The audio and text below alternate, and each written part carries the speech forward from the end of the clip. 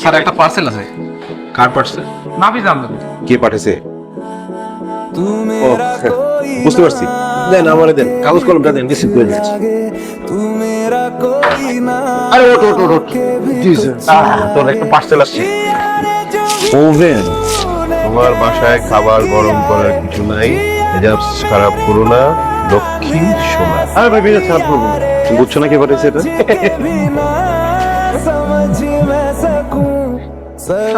কোথায় তুমি? ঘুমায়। ওঠো, কেন? দেখা করবো, বের হও। একটা কথা উত্তর দাও, বাসা ওভেন কেন পাঠিয়েছে? তোমার বাসায় ওভেন ছিল না? আমার বাসায় অনেক কিছুই থাকে না, কিন্তু তোমার বাসায় এরকম করতেছো কেন? জাস্ট একটা ওভেনই তো। তা বিষয়টা একটা ওভেন আনবে। কিছুদিন আগে বাসায় গেলা, সবকিছু দেখে দেখে দুদিন পর একটা আলমারি পাঠিয়ে দিচ্ছে। কি বুঝাইতে চাও?